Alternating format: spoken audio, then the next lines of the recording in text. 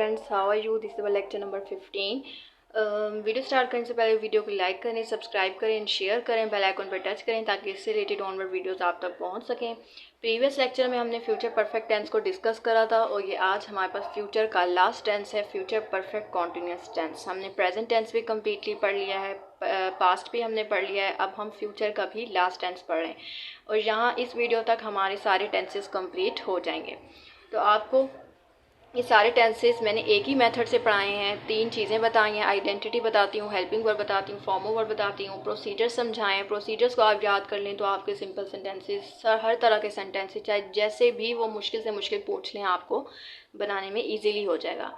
तो future perfect continuous tense की अगर हम बात करें तो ये आइडेंटिटी की अगर इसमें बात करें तो आइडेंटिटी आपको इसकी बहुत इजी ही समझ आ जाती है कि हमने पास्ट परफेक्ट कॉन्टिन्यूस जो पढ़ा, हमने प्रेजेंट परफेक्ट कॉन्टिन्यूस जो पढ़ा, उसमें हमने इसकी निशानी पढ़ी थी टाइम मेंशन के। इस तरह के सेंटेंसेस में क्या मेंशन होता है? टाइम मेंशन होता है। और इस टाइम मेंशन के साथ हमारे पास कौन सी निशानी लगेगी? रहा होगा, रही होगी वगैरह, क्योंकि कॉन्टिन्यूस की वजह से रहा आ गया और फ्यूचर का निशानी गा गई। तो टाइम मेंशन के साथ क्या लगेगा? रहा होगा, रही होगी।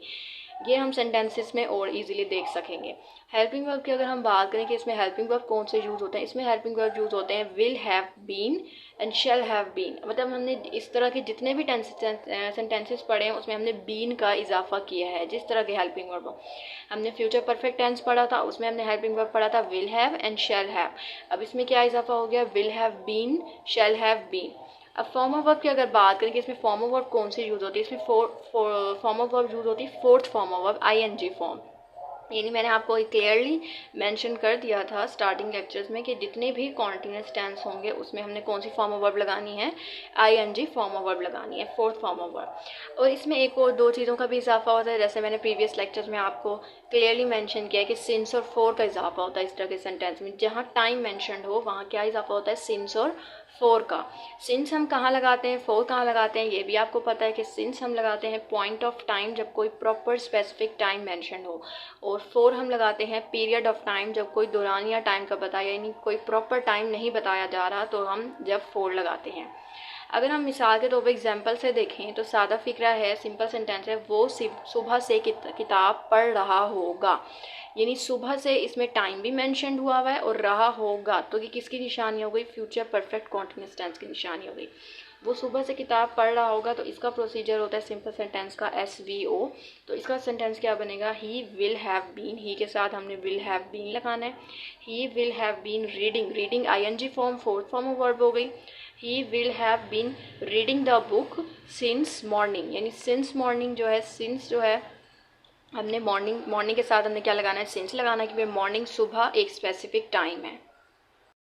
अगर हम बात करें नेगेटिव सेंटेंसेस की तो नेगेटिव सेंटेंसेस में मैंने आपको इधर चेंज बना दिया थोड़ा ताकि आपको समझ आ सके। वो चंद दिनों से गाना नहीं गा रही होगी, यानी चंद दिनों निशानी हो गई, टाइम मेंशन हुआ हुआ है, और रही होगी ये हो गया फ्यूचर परफेक्ट कॉन्टिन्यूस टेंस, क्योंकि इसमें क्या लगा हुआ है? गी लगा हुआ है। गी का मतलब गागे, गी का मतलब फ्यूचर टेंस है। वो चंद दिनों से गाना नहीं गा रही होगी तो इसका प्रोसीजर सबसे पहले जहन में लाना। नेगेटिव सेंटेंस का प्रोसीजर क्या होता है? SHN क्रॉस होता है। तो S सब्जेक्ट हो गया, शी आ गया, she will helping verb, she will not, फिर विल के बाद हमने नॉट लगा देना है डायरेक्ट, नॉट के बाद हमने हैव बीन लगाना है। She will not have been singing, singing ING form, singing the song for few days. अब चंद दिन है, चंद दिन ये नहीं पता कितने दिन है, तो चंद दिन स्पेसिफिक टाइम नहीं हुआ तो इसमें हमने क्या लगाना है? इसके साथ फोर लगाना है। आई होप सो ये आपको समझ आ गया होगा। सवालिया फिक्र अगर हम बात करें इंट्रोगेटिव सेंटेंस की तो इसका बनाया हुआ मैंने क्या? वो 4 बजे से कपड़े धो रही होगी, तो क्वेश्चन मार्क, ठीक है। उसके बाद इसका इंट्रोगेटिव सेंटेंस का प्रोसीजर होता है HS क्रॉस। इसमें हेल्पिंग वर्ब जो होता है बिल्कुल स्टार्ट में आ जाता है, तो विल हम पहले ले आएंगे। Will she have been washing, ING form, washing the cloth since 4 o'clock। 4 बजे एक स्पेसिफिक टाइम है तो मैंने क्या लगाया? इसके साथ सिंस लगाया। हम बात करें W फैमिली की तो W फैमिली में मैंने आपको बताया कि कहाँ क्यों का इजाफा हो जाता है। वो सुबह से खेल कहाँ रहे होंगे, यानी वो सुबह से कहाँ खेल रहे होंगे, तो इसका मैंने बताया WHS क्रॉस होता है प्रोसीजर। तो इसका क्या हो जाएगा? इसका हो जाएगा where will they have been playing since morning, यानी मॉर्निंग के साथ सिंस लगाना है, आईएनजी फॉर्म प्लेइंग हो गया, where will they have been playing since morning. I hope so video आपको पसंद आई होगी। वीडियो को लाइक करें, सब्सक्राइब करें एंड शेयर करें और बेल आइकन पर टच करें। Thank you.